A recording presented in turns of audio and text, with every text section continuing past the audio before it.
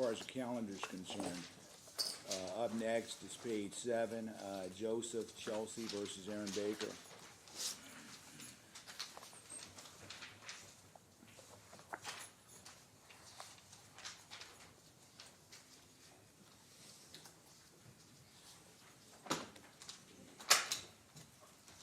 And let's go ahead and set forth our appearances for the record. We'll start first with the plaintiff, then we'll move to the defense. Good morning, Phil Chenchak, 9924 for the plaintiff. I have Marjorie Belsky, who we put a pro hoc application in, it's pending. And I have Mr. Chesley and his wife behind us. All right. And I'd like to say good morning. All right, we'll hear from the opposition. Good morning, Your Honor. Marcus Lee. I should say the defense, not the opposition, but go ahead, sir. Marcus Lee for defendants. I'm here with Michael Branum, who is the city attorney for the city of Mesquite, to my right. Also here remotely is Mr. Owen Dickey, or Owen Edward Dickey, who is the city manager of the city of Mesquite, who also provided a declaration in support of our motion. All right. Thank you, sir. Thank you. And everyone may be seated. And it's my understanding, for the record, we have a motion to enforce settlement agreement along with declarations.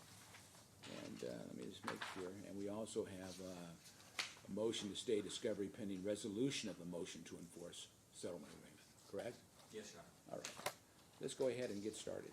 Thank you, Your Honor. Given the volume of documents, do you mind if I just make oral argument from here? Sir, whatever makes you comfortable. Thank you, Your Honor.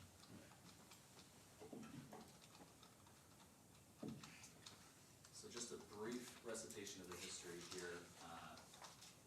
Plaintiff had filed back in 2021 what we are calling Chesley 1, which was an original action in federal court on similar claims. That case was dismissed back in 2023 with prejudice. Plaintiff then refiled on nearly the identical claims in 2023, Chesley 2, which is the case pending before the court today. And there was some motion practice throughout between then and now. And sometime around October 2024, in both declarations, the declaration of Mr. Dickey provided in support of the motion to enforce settlement, as well as the declaration of the plaintiff filed in support of the opposition brief, appear to both indicate that there was a series of conversations directly between in October 2024, there was a series of conversations directly between the city manager and the plaintiff, where the discussions were effectively, the plaintiff was voicing his frustrations with the case and the progress over the years, and he was voicing his intent and desire to settle the case. And the city manager heard these concerns, and this led to, according to plaintiff's declaration, 5 different conversations which spanned over 5 hours of time over the course of 2 weeks in October and November of 2024, which culminated in a verbal agreement to settle the case for $100,000. And after those verbal terms were reached, the city manager then, who is here today via Zoom, the city manager then approached the city attorney, who's to my right, and asked him to paper the deal. And there was a short form agreement that was prepared by the city attorney to memorialize that deal.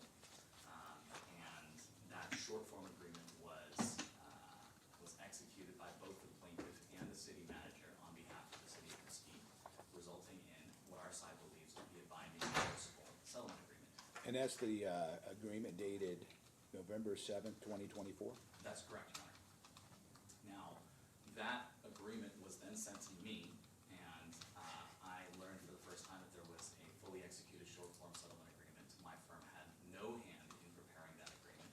There appears to be some ongoing parallel disputes as to metadata for that and what that shows. I'm happy to address that later, but in short, what I think happened, and the city attorney here can confirm, but I believe the city attorney had taken one of our prior filings in the case for purposes of the caption, and so the metadata for that short form agreement seems to indicate that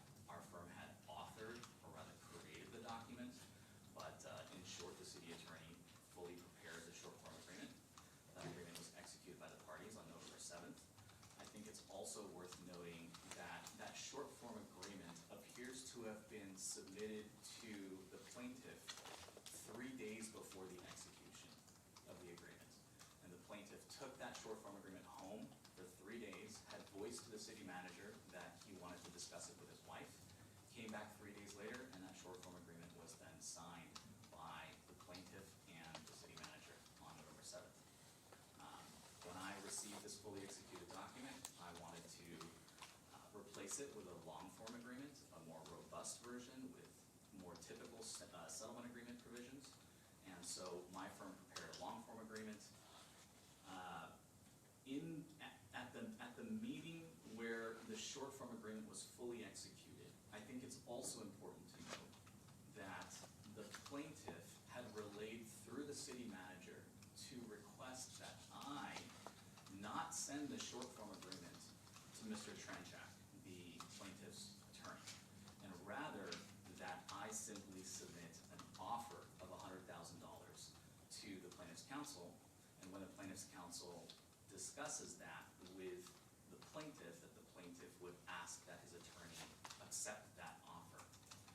When I learned of this, I refused because I wanted to be straightforward with plaintiff's counsel. I didn't want to hide the ball on the existence of a short form agreement that I considered to be a fully executed agreement and an enforceable deal. And so, with the consent of the city, I submitted to plaintiff's counsel about a little bit afterwards the fully executed short form agreement and the draft long form agreement to follow, letting plaintiff's counsel know that the parties had reached through direct negotiations a binding and enforceable short form agreement, and here's the draft long form agreement as well. And I learned that in response, plaintiff's counsel took the position that he was rejecting the quote-unquote offer of $100,000. He took the position that the short form agreement was not enforceable, and the motion to enforce that short form agreement ensued. All right, sir, anything else? There's a lot more, but I think that the primary gist of the argument beyond that chronology is that the only issue before the court today is the enforceability of the short form agreement. And so this is basic contract law, offer, acceptance, consideration, meeting of the minds. Obviously, the case law on that is well established. We have here a short form agreement with clear terms. There does not appear to be a dispute as to the ambiguity or the meeting of the minds of the terms. That short form agreement is fully executed by both the plaintiff and a representative of the city. There appears to be valid offer, valid acceptance, valid consideration. The only arguments that I see with respect to the unenforceability of the agreement appears to be, as opposed to an argument in the actual opposition to the motion to enforce, there appears to be maybe one line in the plaintiff's declaration that seems to indicate, I didn't realize that I was signing an enforceable agreement. I thought that my attorney had to approve everything. That's the only issue that I see that's actually pertinent to the enforceability of the agreement, but there is well-established case law that that's not going to impact the enforceability of the agreement. We're talking about case law from the Nevada Supreme Court that is 55 years old. I mean, there's the Campanile case, which is 86 Nevada 838 from 1970.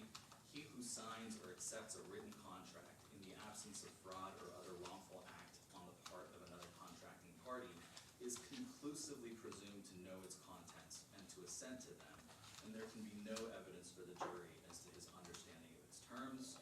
Effectively, the parties to a written contract are bound by its terms regardless of their subjective beliefs at the time the agreement was signed. There's plenty of other case law that I'll spare the court at this point, but effectively, even if a party changes their mind after the signing of a contract, you can't then go back and see that the original contract is unenforceable. We have 5 different meetings that spanned over 5 hours between the parties. The short form agreement was taken home by the plaintiff to discuss with his family as to whether or not he should sign it.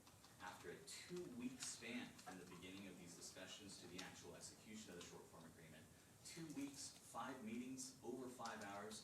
There's plenty of time to discuss with your attorney.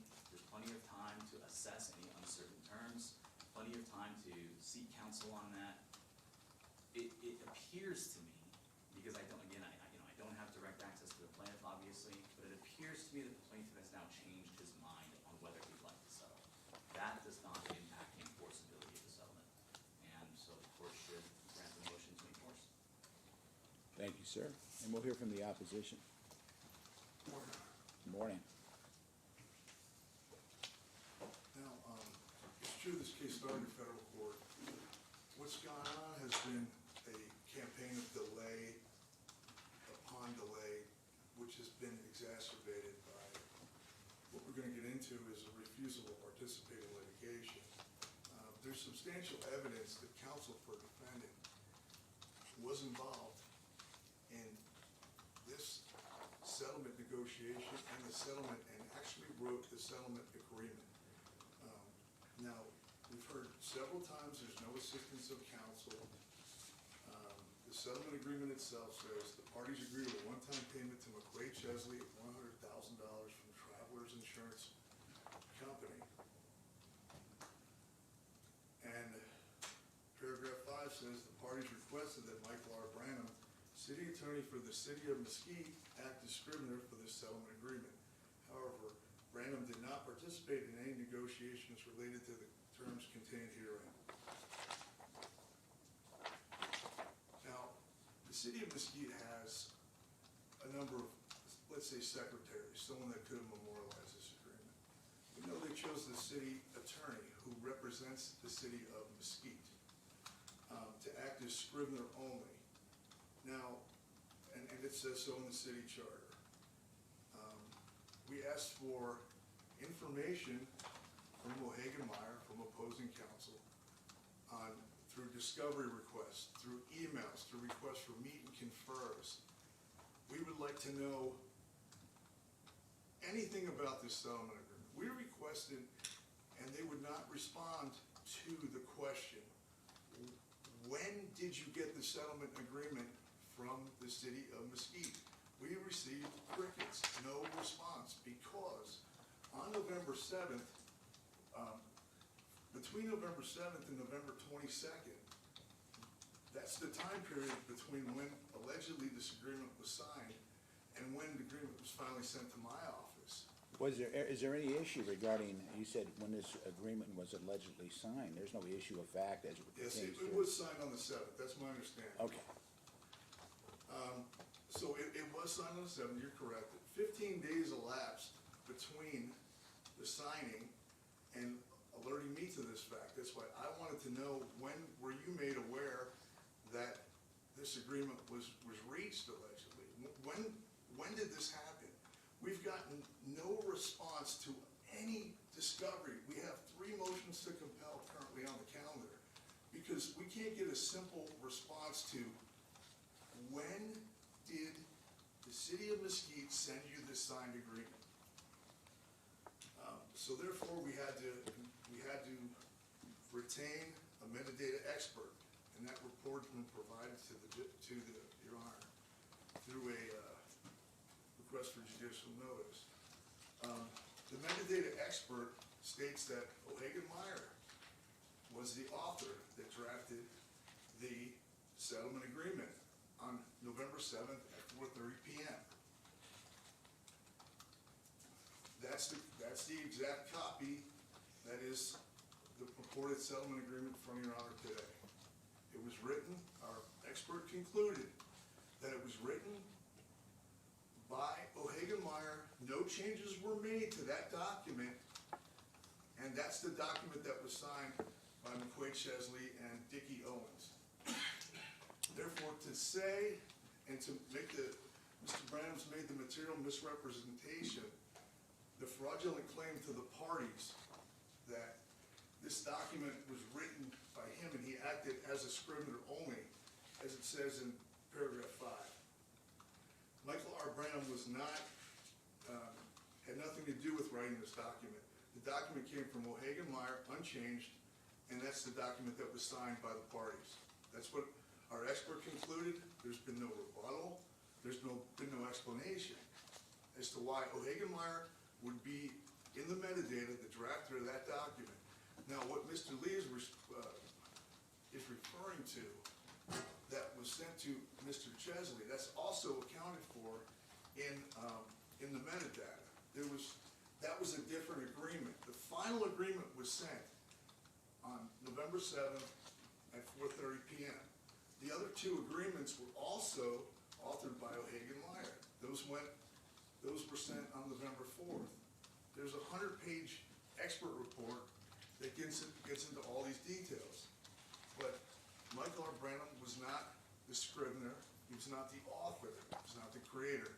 He did not make a single change according to our expert report. The final version came from O'Hagan-Meyer, was written by O'Hagan-Meyer, and that's the version that was signed.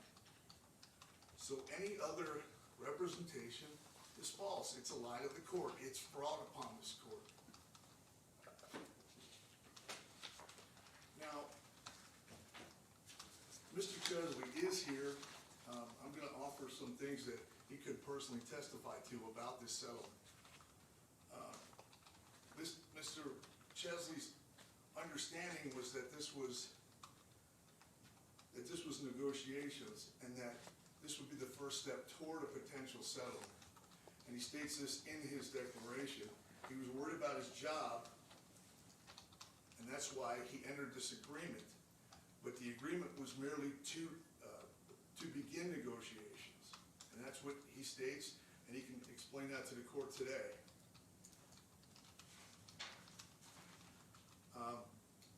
Now, between November 7th and the date that the motion to enforce was brought to this court on January 29th. On November 13th, there was a CMC. There was a no-show at that CMC. Apparently, defense counsel knew something that I did not, and they knew something that the court did not, and was not told to the court, because on the 21st, the court entered a case management order, because no one had stated this is a settled matter, because it was not. And there was on January 15th, there was a hearing to bring back retaliation on a reconsideration. Did anyone talk about, oh, this case is settled, why are we even here? No. There was an opposition, there was argument, no one said a word about that. Retaliation came back.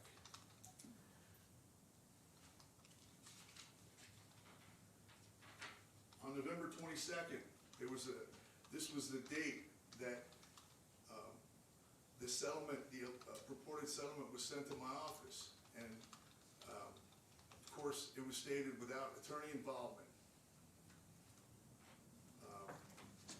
There was a heated discussion, it's been provided to the court.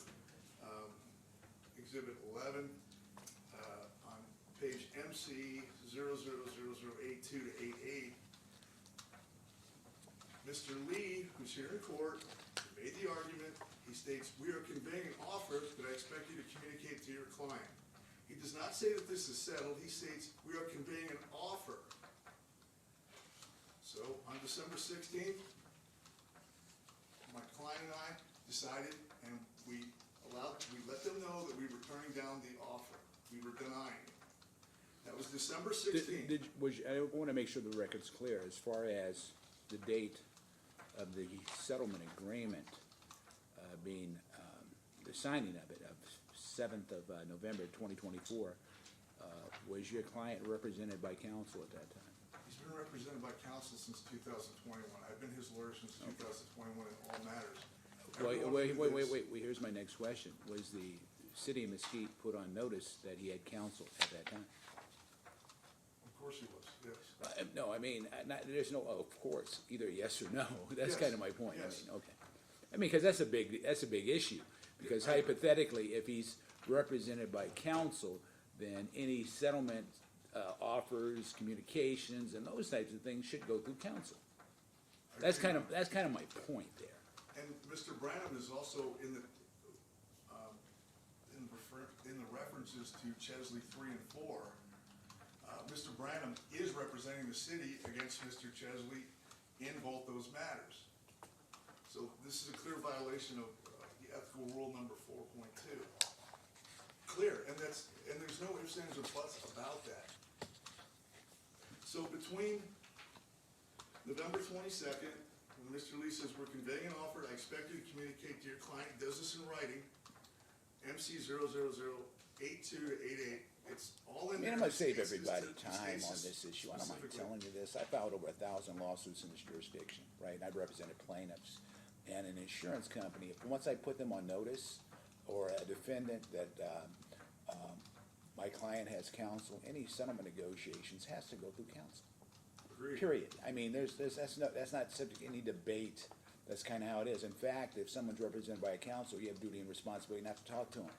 So you talk to your lawyer. And so I just wanna make sure the record's clear before we go further, that on November 7th, that at the time this settlement agreement was signed, the plaintiff had counsel, and the city of Mesquite knew that. That's correct. Okay, all right. So Is December there 16th. anything else worth talking about? I mean, it's really that basic and fundamental. If you have a lawyer and the adverse party knows it, and you want to settle, the settlement negotiations go through counsel. Period. End of discussion. Agreed, Your Honor. I just wanted to make one last point. December 16th, we denied the offer. And then. Well, I mean, all that, I mean, I get that, but ultimately, it's coming down to the enforceability of the one-page short form agreement. That's really what it's coming down to. And I'll rest if that's. but I mean, now you make your record, but I think that's of paramount significance, because if someone's represented by counsel and you know it, if you're going to talk to them, you have to, all communications go through counsel. Okay, I'm gonna rest on that then, Your Honor. I mean, I mean, how far do we have to go into the weeds? Isn't that's as fundamental as it gets. But I do want to state that there's been an outright refusal to participate in any discovery. It's all been complete, and they won't even respond to meet and confers at this point. It's crickets, and every response is objection, overbroad. There's not a single response anywhere except for the admissions. And this has completely stalled any type of meaningful discovery. And this has gone on for 2 months now. Nothing. They won't even take a phone call from my office when the meet and confer is scheduled on the record. There's no-show depositions scheduled, and we decide that a deposition will be attended, and nobody shows up. And at 9 p.m. that night, I get an email that nobody's coming. And then no-show depositions the next day. This has been how it's been going since federal court. I'm glad it was brought up, and now.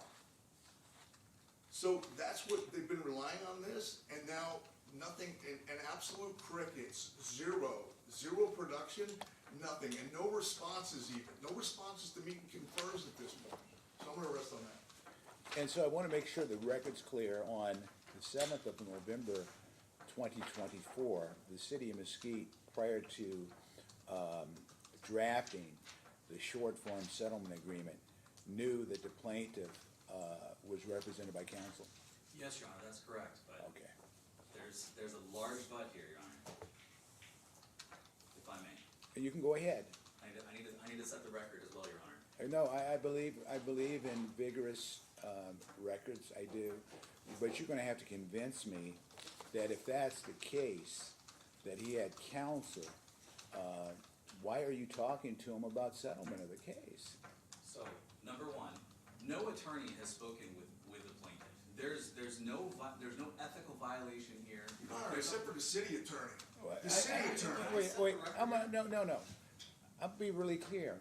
If the city knows he has counsel, they can't enter into any settlement negotiations with him, whether it's by retained counsel or the city attorney. Doesn't matter. Any settlement negotiations go through plaintiff's counsel. That's how it is.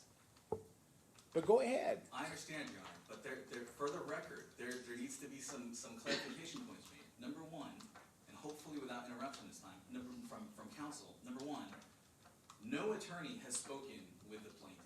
This was direct negotiations between the city manager, who is not an Doesn't attorney. matter. Your Honor, if I. 'cause It does. You know what it would be like? It would be like the head claims representative from the insurance company, knowing that they have defense counsel, gets on the phone, contacts the plaintiff, and says, look, let's settle this case. Your Honor, if I may. I'm just telling you what it would be like. Because if the city man, you know what, and that's a problem, because the city manager has a legal department, right? And they should, and if they know there's been a lawsuit filed, and they know they have counsel, come on, this is so fundamental. We don't even need to go through all the other issues. You can't negotiate with someone and contact them it doesn't matter whether it's the city manager, the city attorney, or independent counsel that they've retained to come represent them. Once they've been placed on notice that a claimant has counsel, everything goes through counsel. It's that simple and fundamental.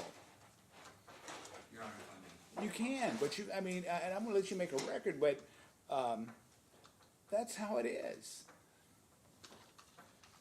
So, a couple of points, Your Honor. First of all, there's nothing preventing parties from directly engaging in settlement negotiations.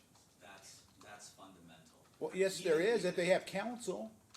I'm not aware of any case law or any authority that prevents represented parties. We have rules of professional responsibility for Of course, that. absolutely, Your Honor. And those rules dictate that attorneys cannot communicate with represented parties. Second point, so let me just finish the first point. There's nothing preventing. And the city of Mesquite is a very sophisticated entity. They're a municipality. They have lawyers. They have a legal department. They have a manager, and so on and so on. And so there's no, they can't use the fact that the city manager is a shield to prevent them from going and permit them to directly contact the plaintiff. That's a violation too. That's not what happened here, Your Honor. That's not what happened here. So, if I may, the first point is that nothing prevents represented parties, and I'll get to the point that the city of Mesquite knew that Chesley was represented. Same thing, Chesley knew that the city of Mesquite was represented. But let me get to that point as my second point, I'll get right to that. Well, I look at this, under the facts and circumstances of this case, this settlement agreement is not enforceable. I understand, Your Honor. I understand that's the way that the court is inclined, but I would like to make a record, Your Honor. So the first point is that represented parties are absolutely entitled to discuss settlement negotiations and enter into binding and enforceable settlements with each other, regardless Through of their counsel. that. That's gonna be my decision, through their counsel. I understand, Your Honor. I understand that's Your Honor's Yeah, that's my decision. I fully respect that, but I would like the opportunity to make a record. Yeah, go ahead on that issue. Thank you. So, notwithstanding the court's decision, the first point is that represented parties absolutely have the right to engage in direct settlement negotiations and reach a contract, a binding contract, despite the fact that each side is represented and each side knows of the representation. There is no rule or no law and nothing preventing represented parties from directly engaging in settlement negotiations and reaching an agreement. Second point, if this were a And for the situation- record, I disagree with that, but go ahead. Thank you, Your Honor. Understood.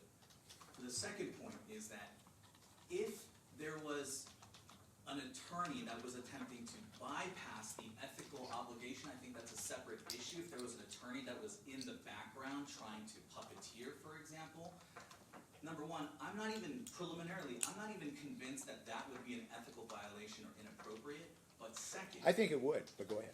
Even if that were I the think it case, that's not what happened here. There was no attorney that went to the city manager, and he's here, he can attest to this. It doesn't matter. You understand this. I'm not saying the city can use that as a shield. They can't. They knew he had counsel. It's improper to contact him and try to settle the case. That's why, and it makes perfect sense, that's why the long form was sent to plaintiff's counsel, hoping that he would sign off on this and say it's okay. But it's not okay. And if the Nevada Supreme Court wants to go another way, that's okay. But I feel very strongly about this from an ethical perspective, and litigants can't circumvent somebody they know that's represented by counsel. They can't do I that. respect that, Your Honor, and that is not what happened here. The city manager, a non-attorney, directly engaged in discussions without the influence of any attorney. The city attorney and If that myself- would be the case, then we'd have insurance company representatives calling plaintiffs up without going through their lawyer all the time. the city, so You can't do it. They got a lawyer. the city manager. And the city has a lawyer. I appreciate your honor. This is really important. It really and truly is. I get it, Your Honor. I get it, but this is not a situation where the attorneys somehow designed or manipulated. I'm not discussion saying the between parties. attorneys, understand this, I'm not throwing lawyers under the bus. I'm not saying you did anything wrong, sir. I'm not saying the lawyers necessarily did anything wrong. What I'm saying is this, the city manager knew this gentleman had a lawyer. And we're talking about sophisticated parties. We're not talking about neighbors maybe having a dispute as to a property line or whether there's a wall placed in a certain position and they go ahead and say, hey, let's get rid of this one, costs too much money. No, these are sophisticated parties. We got the city of Mesquite and the city manager. And the city manager has a, quote, city attorney. And they have lawyers. And so to say, look, you know what, let's go ahead and see if we can cut a deal with Mr. Chesley and not call his lawyer up. You know, I mean, this is, I can't believe this argument's being made, to be candid with you. But go ahead and make your record on this issue. Because I can't see it, how you, because once I mean, I don't mind saying it, hypothetically, if counsel was involved and he signed it, oh well, right? But the simple fact that he had a lawyer is of paramount significance in this case. I don't mind saying that. And I could see if the Supreme Court says, well, it's okay for, you know, non-lawyers to contact the plaintiff and settle the case, that would open up Pandora's box. It really and truly would. You know, and to be candid with you, I don't think I've seen this happen very much. and I litigated a lot of cases in this jurisdiction. You know, I don't mind saying that. But go ahead and make your record. Thank you, Your Honor. First of all, there was no lawyer involved in these direct discussions between the city manager and the plaintiff, There should have been. if I may, Your Honor. Yeah, I'm just saying, there should have been. I understand. Thank you, Your Honor. At that point in October and approaching November 4th of 2024, the city manager, who's not an attorney, and the plaintiff engaged in discussions where the plaintiff was voicing, I'm tired of this case, I want to settle this case, I just need to pay off my attorneys. And those discussions commenced. At that point, no attorney was involved, nobody knew of these settlement discussions. Nothing prevents represented litigants from discussing settlement. This is a plaintiff who was still currently employed by the city of Mesquite at that time. He still had a job there. He works with the city manager daily.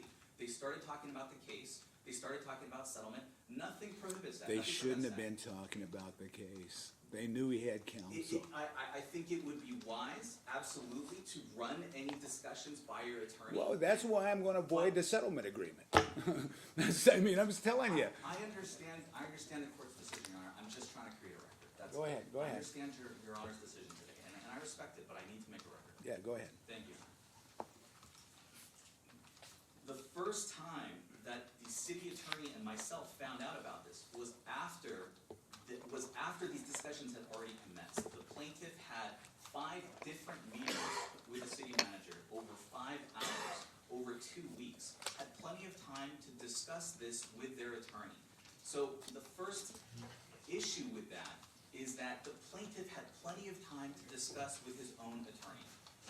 Once we found out about this, and I've been given approval to discuss this attorney-client privilege communication, when I first found out about these conversations happening, my advice to the city was, I cannot be puppeteering these discussions behind the scenes. That would be inappropriate. However, number 2, nothing in the law prevents parties from directly engaging in settlement discussions.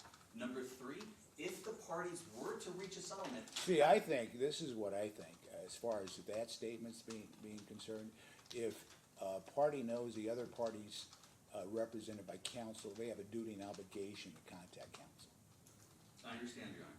I understand. Because that goes to the enforceability of the settlement agreement directly. But go ahead. If there was, the case law indicates that if there was any fraud or coercion or undue influence, then absolutely. Maybe there that should would- be a presumption that if you don't call, I mean, that's kind of where it goes. I don't mind saying it. You know, they have counsel, and you talk to them in their individual capacity. You know, maybe there could be a presumption, because that's clearly a violation of undue influence. The court's decision today is based upon a principle that I don't believe exists in law, where if there are two represented parties and each side knows that the other side is represented, then they are not allowed to enter into direct I'll tell you settlement this, I've been practicing over 40 years. I've never seen this before. And I was a tort lawyer. I understand. I did med-mal defense work, and I was a plaintiff's personal injury lawyer. And I've settled thousands of cases, both from a defense perspective and both from a plaintiff's perspective. I've never seen this. Don't mind saying, I've never seen it. But go ahead. I have seen parties directly settle cases before, despite the existence of attorneys. I have seen no case. I've never seen that without counsel being involved on some level. And I don't mind telling you this too. I did a lot of ADR.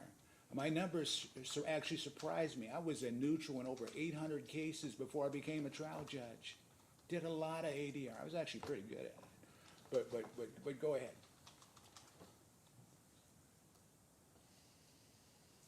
I respect your Honor's decision, your thinking, and your experience, and I'm in no way attempting. No, I'm not looking at it. I'm letting you make your record, but I'm just trying, I actually think, I'm surprised at this conduct. Once I got my head around the fact that, wait a second here, plaintiff's counsel wasn't contacted before this agreement was drafted.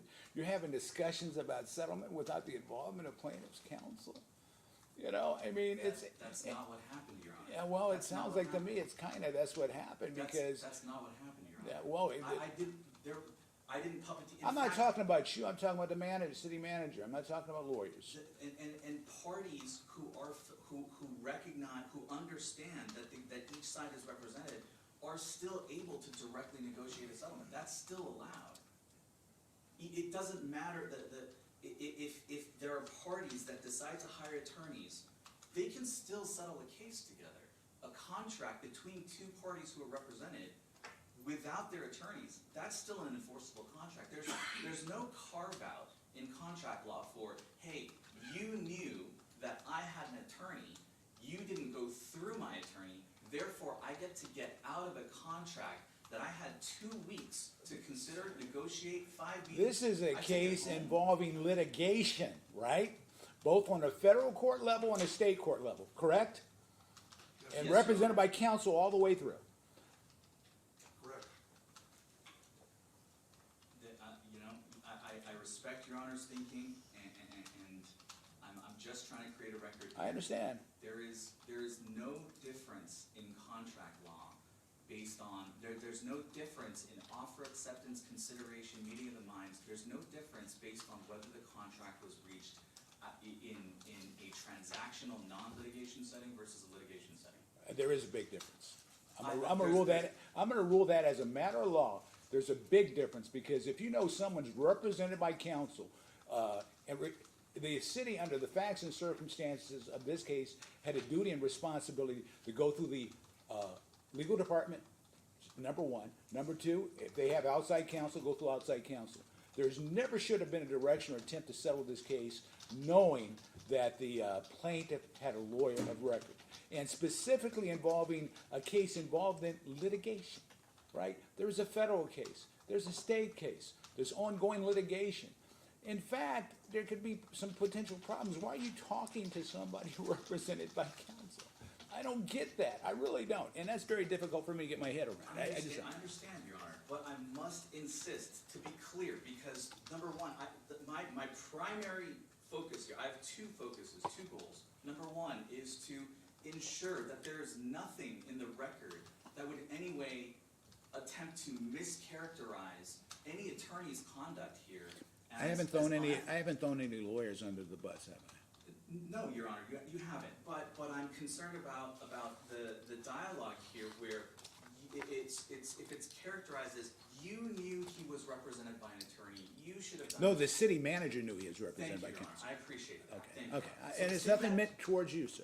Thank you, Your Honor. I appreciate I want to make that. sure the record's clear. I'm not pointing fingers at any lawyer in this case. Thank you, Your Honor. So first issue resolved. And the second issue, I recognize that we're going to disagree, and I respect Your Honor's decision. For purposes of that issue, I must insist the case law indicates that parties, despite knowledge that each side is represented, parties absolutely have the right to engage in direct settlement negotiations and settle a deal. The only thing that happened here on top of that with the lawyers is that one side's lawyer papered the deal. The other side had the opportunity over 2 weeks to discuss with their attorney. They had the short form agreement in hand on November 4th, took it home for 3 days, had every opportunity to discuss with their lawyer. The decision in the court's thinking here, which again, I respect, but for the record, the decision seems to be that notwithstanding one party's ability over 2 weeks to discuss with their lawyer, notwithstanding that party's having the short form agreement in hand for 3 days before signing it. But it's obvious, having but here's every my point, it's obvious there's a question or fact as to the enforceability of it, because why did you draft another agreement and send it to council and start negotiations? Because of the robustness of it, Your Honor. I've seen that I've seen transactions, I'm a transactional attorney and a litigant in my career. I've seen plenty of deals where we're talking short form agreement, deal terms. All I can say is term I sheets. settled thousands of cases on Yes, behalf Your of Honor, clients. and you will have seen then, you will have seen term sheets, deal terms, short form agreements signed by the parties to later on. This is be- not a commercial transaction, guys, right? Isn't this a tort-based case? Yes.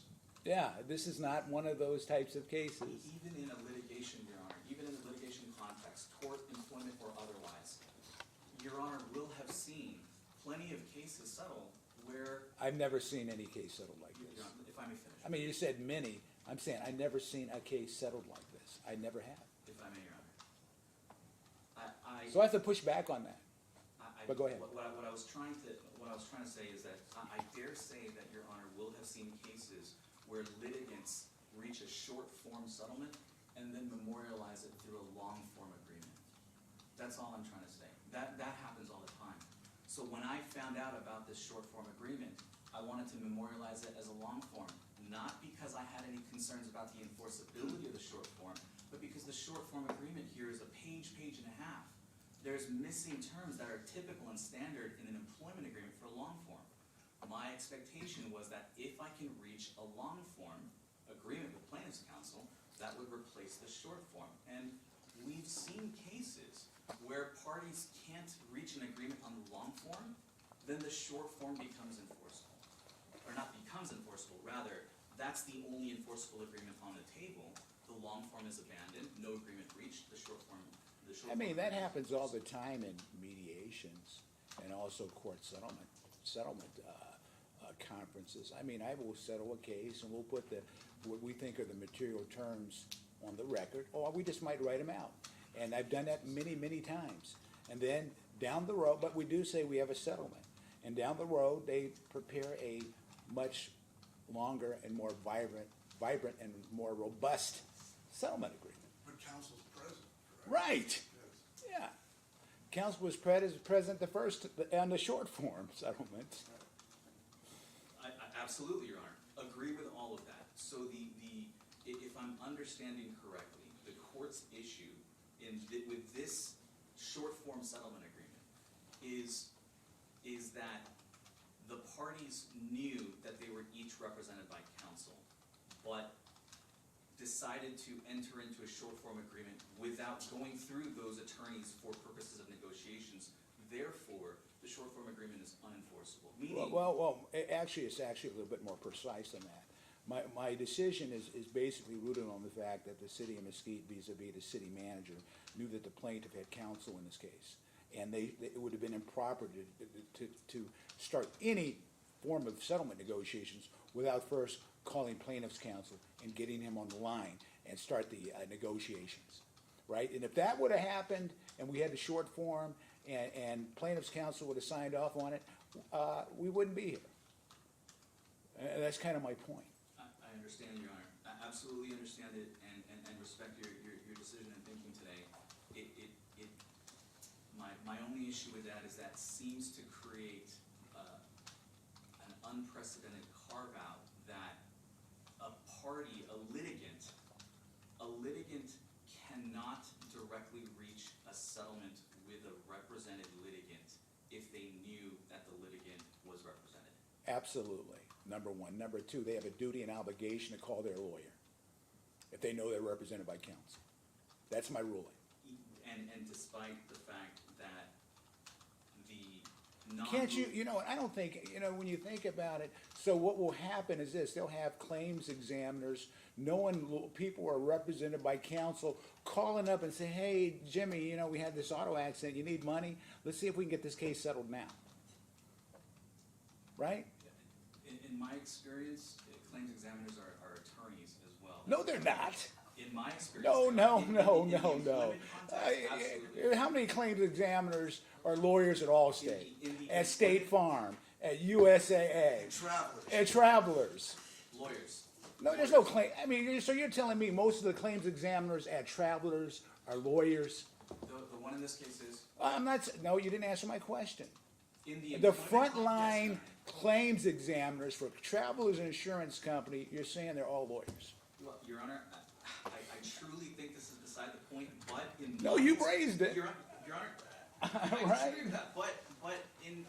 I've never seen a lawyer claims In examiner. my 10 years of doing employment insurance, I don't know what happens in personal injury. I've never practiced personal injury a day in my life. In employment litigation I've handled matters, employment cases too. Not In a lot, but litigation a matters, few. my But I've adjusters never are- seen, when I negotiated, pre-lit, talking to a lawyer, right? Once you get into litigation, yeah, lawyers get involved. We understand that, and that's what, you know what it'd be like? It would be like me getting on let's flip it real quick, and then we can go ahead and move on to the next case. It would be like, on the adverse side, you got defense counsel, and then I get up on the phone, I got a plaintiff's case, I call up the think about it for a second. I call up the defendant, knowing that, and say, hey, can we settle this case? You don't have much insurance, but let's settle this case for $2 million, and I'll give you a covenant and all that stuff. Right, without talking to a lawyer. I mean, this would open up so much, unbelievable. Your Honor, a couple points. Yeah. First, I'm surprised, actually. Your Honor, a claims examiner, an insurance company is not a party. I do think, I agree, and I see that Pandora's box that Your Honor is concerned with. I'm not, the motion to. Or in-house claims for one of the major strip resorts. We can go there too. They do their stuff in-house, typically. Parties to a litigation are absolutely entitled to engage in direct negotiations with each other. I'm not talking about insurance companies, I'm not talking about sophisticated attorneys that sit in-house, I'm talking about direct parties. Direct parties are entitled to. You know what? This might be in violation of the Nevada Fair Claims Practices Act. How so, Your Honor? Read it. It's- Read it's it. a large act, Your Honor. Yeah, I It's mean, very read it. Read chapter, what is the chapter? It's Nevada Fair Claims Practices Act. Right? That's out there too.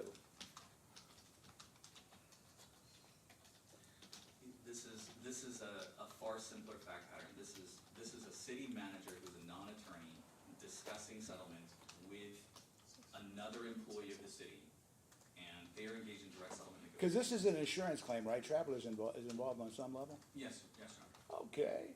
Chapter 6A, trade practices and fraud. Read Where is it. the fraud, Your Honor? Read the act. Where is the misrepresentation? Oh, no, read the act. Read it. I think the record's been made, Your Honor. Thank you. All right. I would like just a couple things, Your Honor. I just want to make the record, the city attorney was involved in all negotiations since day one. He was on the phone, on speaker, and he was in the room. And that's a fact. My client can testify to it absolutely today. He can say that today in the court. The long form of this agreement included termination. And Mr. Chesley was terminated on January 21st, 2025.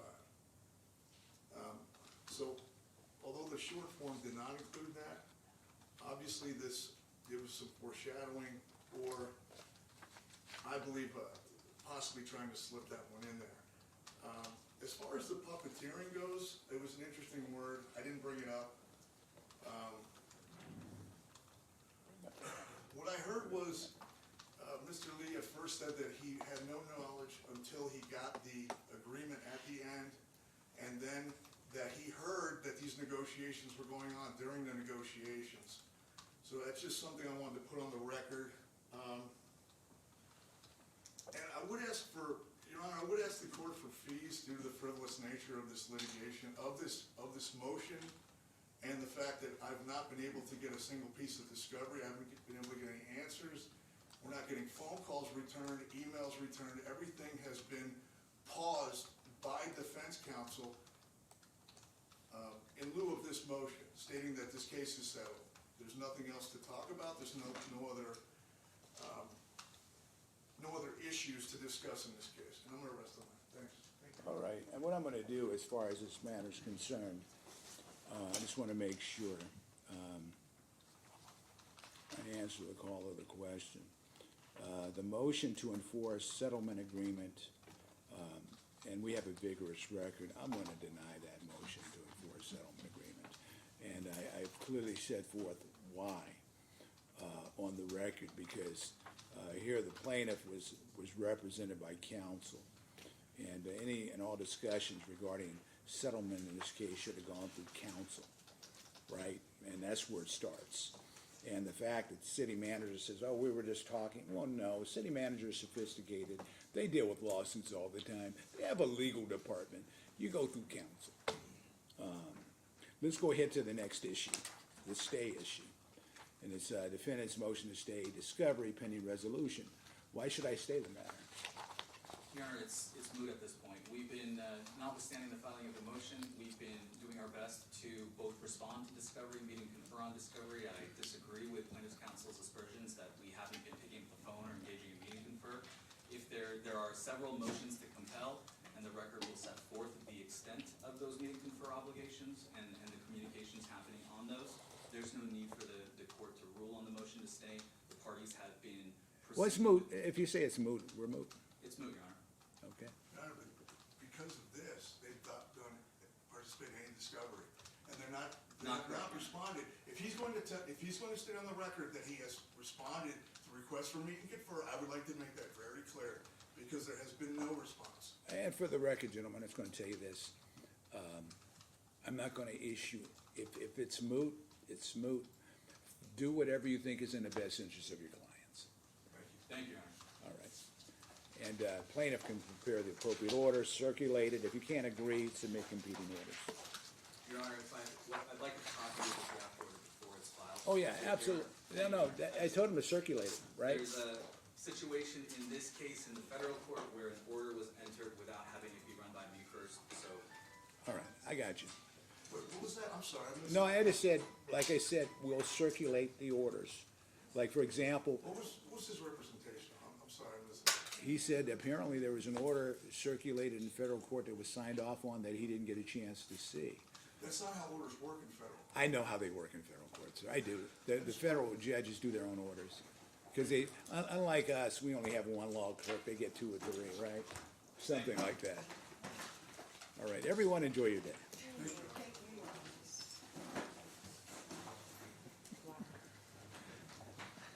That's kind of on fire.